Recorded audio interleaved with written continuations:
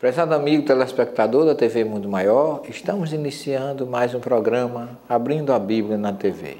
Agradecendo mais uma vez pelo carinho e consciente estamos da responsabilidade que nos cerca, que nos envolve, pela grande repercussão que está tendo as nossas informações.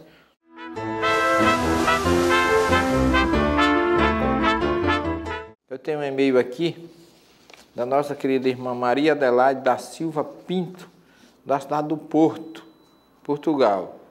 Então, nós agradecemos a Maria Adelaide o seu e-mail, e ela diz só uma mensagem aqui: sou principiante, desejo conhecer-me melhor. Eu agradeço o seu e-mail, Maria, mas eu gostaria de registrar para que o nosso amigo telespectador tenha conhecimento de que o nosso programa realmente está além mar, como costumamos dizer, e que amigos da cidade do Porto, em Portugal, já estão assistindo o nosso programa. Obrigado, Adelaide, e vamos passar para o nosso e-mail do dia, que é o e-mail que nos foi enviado para o programa de rádio. No entanto, é um e-mail que eu achei interessante ler aqui também, pelo seu conteúdo e pela importância que ele representa dentro da mensagem que nós passamos para vocês. O e-mail é da nossa ouvinte, Melry Godoy. Ela é da cidade de Atlanta, nos Estados Unidos, USA. Ela sintoniza o Abrindo a Bíblia pela internet. Mas ela coloca aqui algumas coisas que vale a pena a gente conversar. Eu fui criada como católica no Brasil.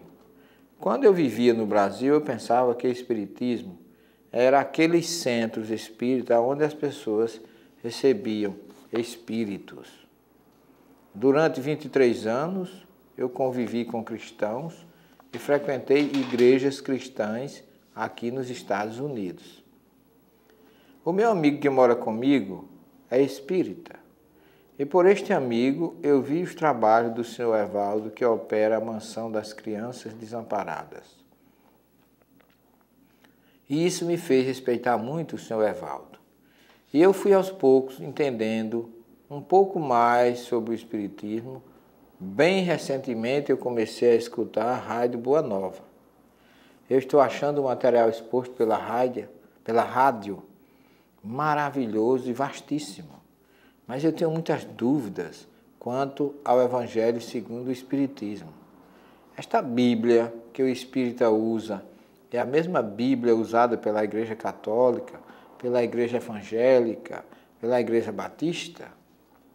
Eu tenho milhões de dúvidas e gostaria de saber se vocês podem me ajudar. Agradeço muito se vocês puderem.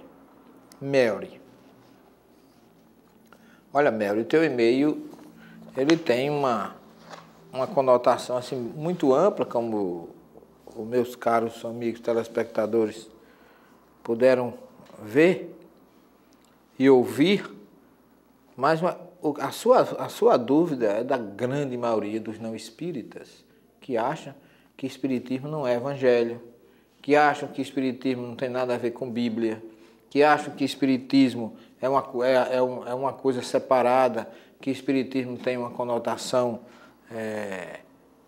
muitas vezes, muita gente pensa de fazer o mal, de prejudicar alguém, quando na verdade um dos lemas da doutrina espírita é: fora da caridade não há salvação. Eu vou tentar responder o teu e-mail com todo carinho, da melhor forma possível, porque a primeira coisa que lhe chamou a atenção foi, segundo você, a atitude caridosa do Sr. Evaldo, que você disse que é um amigo que mora com você, que é espírita. Então, o espiritismo é isso. O espiritismo não é dizer, é fazer. Nós tentamos a todos os momentos, nós espíritas, como diz como nos orienta o Livro dos Espíritos, conheces o bom espírito pela o esforço constante que ele faz para vencer as suas tendências más. Ou seja, nós buscamos a nossa perfeição todos os dias. E uma das coisas que é importante para isso é a prática da caridade. Mas não é uma caridade simplesmente material, não. É a caridade também espiritual. Não são só, como você está vendo aqui, creches com crianças desamparadas. Não. É a visita ao doente, é um passe, é ouvir alguém que está com uma dificuldade, é tentar unir duas pessoas que estão se desentendendo. Essa é a base da doutrina. É o amor incondicional. Agora, você faz uma coisa interessante aqui ainda, por adiante, você diz assim, eu tenho muitas dúvidas quanto ao Evangelho segundo o Espiritismo. Essa Bíblia que o Espírita usa é a mesma Bíblia da Igreja Católica, Evangélica, Batista. Você está aqui misturando as coisas. A Bíblia é uma só, minha filha. Olha, Melry, não existe Bíblias diferentes. Agora, existem Bíblias mal traduzidas, Bíblias em português, em inglês, em outras línguas, que fogem do conteúdo original. Mas a Bíblia é uma só. E você, tanto no catolicismo como no protestantismo. Agora, você coloca aqui católica, evangélica, evangélico.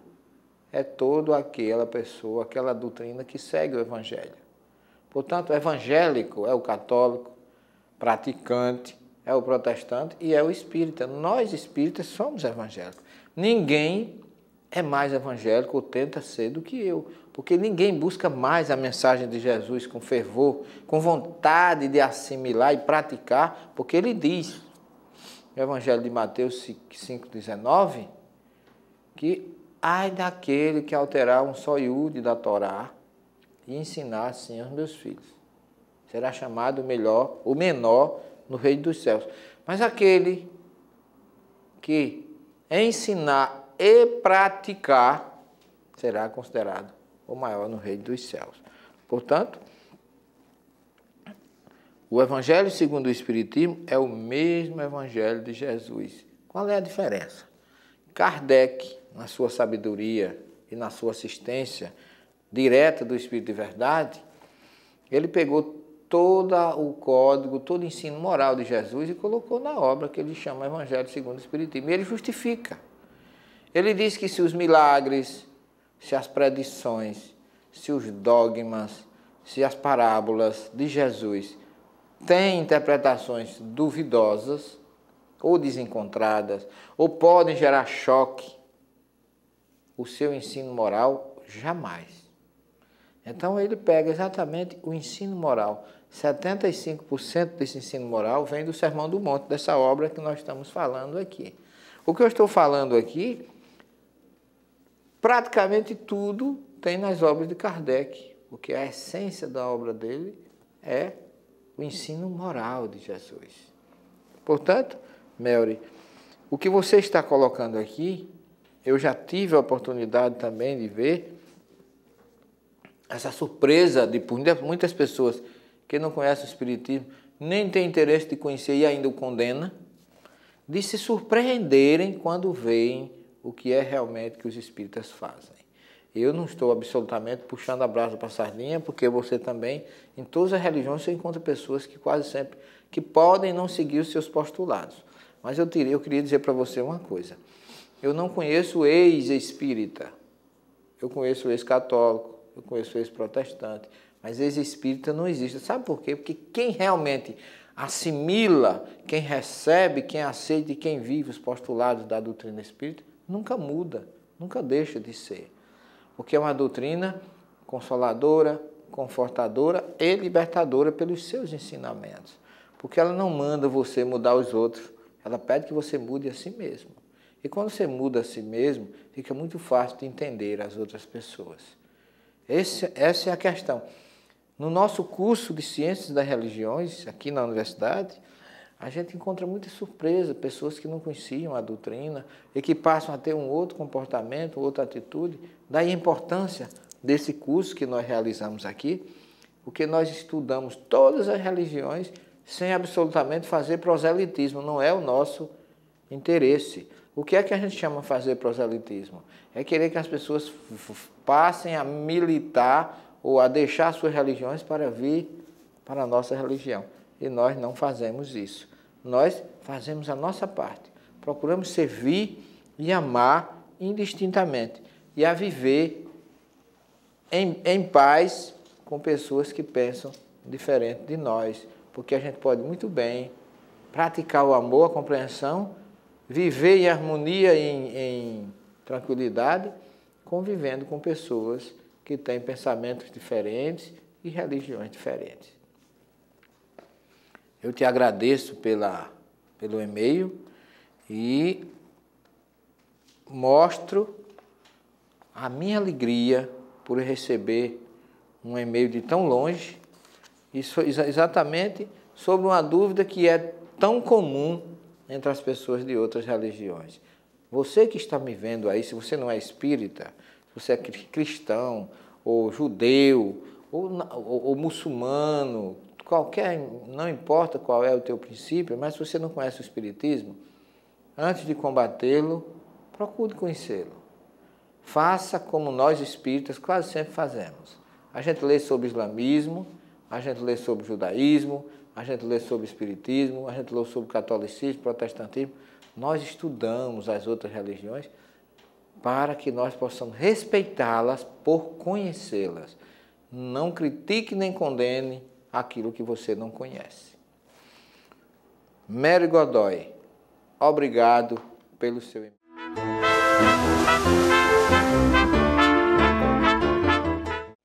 Vamos dar continuidade ao nosso estudo do Sermão do Monte, que nós ficamos no programa passado, no capítulo 5, versículo 43 e 44. Não foi isso, Bob? Agora nós vamos falar do versículo 46, 47 e 48, onde Jesus justificava: amai os vossos inimigos e orai por aqueles que vos caluniam e vos perseguem. Porque se vós amais os vossos amigos, que recompensa existe para vós? Publicanos também fazem isso. E se vós visitais somente os vossos irmãos, que fazeis demais? Os pagãos também fazem isso, o mesmo. E aí ele termina dizendo: sede vós perfeito, como perfeito é o vosso Pai que está nos céus. Portanto, Jesus usa uma palavra aqui, a palavra temimar, que vem de tam, íntegro. Ele lachem reiu temimim. Por isso, sejam vocês íntegros. O grego chama teleios a essa palavra, que também traduz como o sentido de perfeição. Sede vós íntegros, recomenda Jesus. O que é a integridade, o que é a perfeição? É o momento em que você se torna com um comportamento, como dizia Jesus, com jugo leve e com fardo suave. Eu me lembro aqui que às vezes lá em Uberaba, no Abacateiro, lá no nosso querido Chico Xavier, muitas pessoas entravam para conversar com Chico e saíam emocionadas. Porque Chico nunca teve uma palavra que não fosse de elogio, de conforto. A pessoa podia ser quem fosse. Ele sempre dizia assim: meu filho, você é uma pessoa tão boa, apenas você, as pessoas quase sempre não lhe compreendem. Quer dizer, Chico sempre tinha um gesto de carinho, de amor para qualquer pessoa que o procurava. Isso é perfeição, isso é integridade. Então, Jesus encerra realmente, ou Mateus encerra esse capítulo 5 com esta exortação, vamos dizer assim. Por isso, sede vós íntegro, como vosso Pai dos céus é íntegro. Não é difícil, meus queridos irmãos. É só a gente querer. Vamos trabalhar aos pouquinhos, dia a dia, o nosso degrau evolutivo, que com certeza nós chegaremos a esse ponto de amar indistintamente, de não ver diferenças entre as pessoas, como muito bem nos orienta e nos ensina Jesus. Sede perfeitos ou íntegro, como perfeito e íntegro é o vosso Pai que está nos céus. Nós vamos a um pequeno intervalo, em seguida retornaremos. Até já.